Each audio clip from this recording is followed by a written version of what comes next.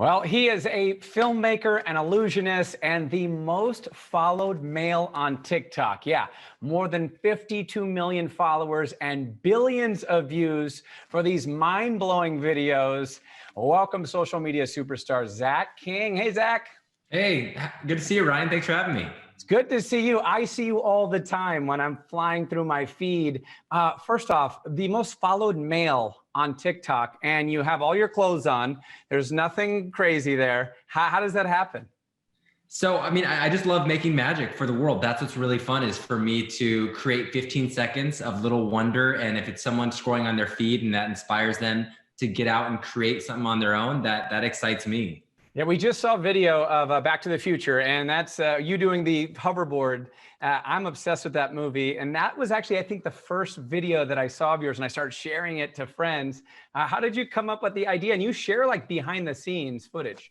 Yeah, so I made that video just because I am also a Back to the Future fanatic. I loved all those films growing up, and I always thought, like everybody else, it'd be so cool to be floating on a hoverboard.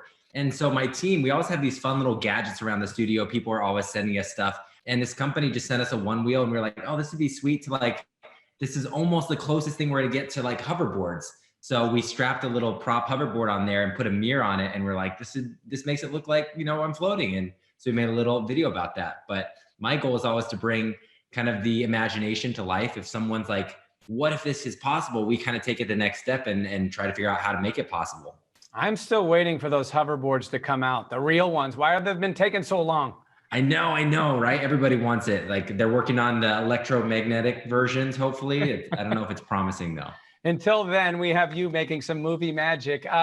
You were starting this, like what, in your garage you were doing videos? Is that how it all started? Yeah, well, I applied to film school, and when I didn't get in, I started a YouTube channel. I just wanted to make stuff. And back then, this is 2007, 2008. There was no way to make money on YouTube. You were still posting to other sites like Vimeo and Dailymotion. Like, you didn't know if YouTube was a front runner yet. So I was just posting all these tutorials and teaching people what I was learning in my film studies as I was teaching myself for a period of time, and slowly grew an audience. Other apps came out along the way, like Vine and Instagram and Snapchat, and just continued to post there as those came out. And found kind of different viral success along the way, and built a career over the last 10 years doing it.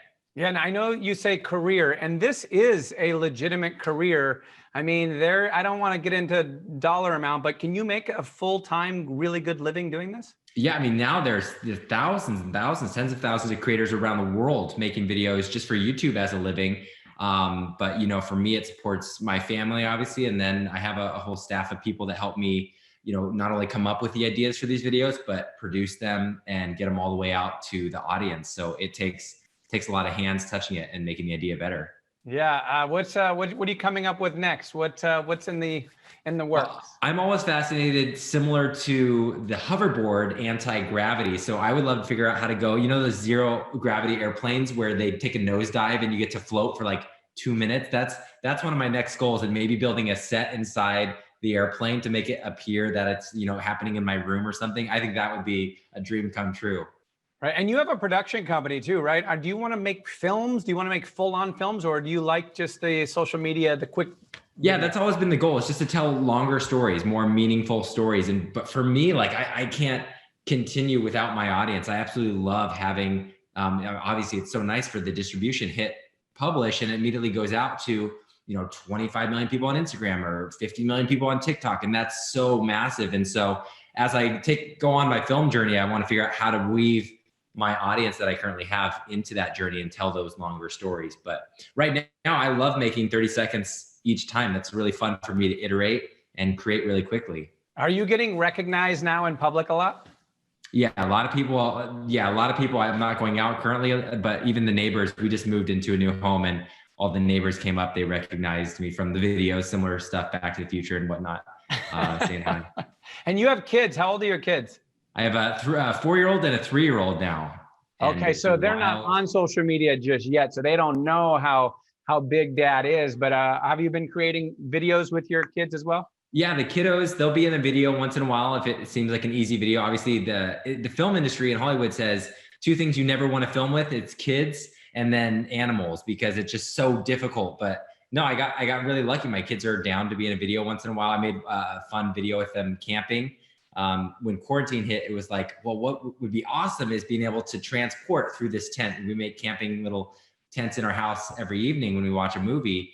And it'd be sweet if you could open this up and then go through that world, kind of like a Narnia effect, and end up there. So they'll be in a video if it's convenient and if it seems like a fun concept. Yeah. All right. Thanksgiving's coming up. You got to have something special for Thanksgiving. Yeah. So the idea I was thinking about recently was, we're all going to be sure small gatherings with family and friends, but then a lot of people like Friendsgiving. My wife and I usually throw a fun Friendsgiving. We're not doing that, but maybe it'll take place on Zoom. So I'm going to play with the idea that there's a 3x3 grid of people, and maybe I'm like, hey, pass me the gravy, and they have to pass it through the screens, and at the end, like, it spills because we mismanaged it or something. We just saw a crazy video of pulling food like out of a picture, out of like the wall. How in the world did you do this? Out of the TV. Yeah. You'll notice that's like my wife's favorite show, Friends. And we were watching this scene a year ago during Thanksgiving because they were running reruns. And I was like, oh my gosh, what if we paused the TV right there and we could pull out their Thanksgiving meal and like pull that to our world? So we made a video on that. That was last year's video. Now, do you actually reveal, because I know in Back to the Future revealed kind of how you did it, but do you reveal all of the videos, or do you want to keep a lot of mystery? Similar to, a lot of people, I'm a filmmaker, but my fans will call me a magician or illusionist. And I always kind of push back because I did magic as a kid and I know how much work that takes. And I'm not at all doing, the typical magic tricks, but to a regular person watching it, it appears to be magic.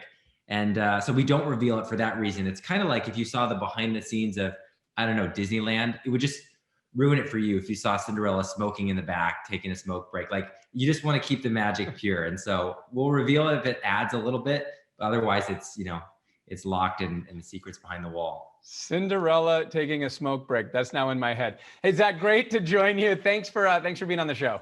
All right. Thank you, Ryan.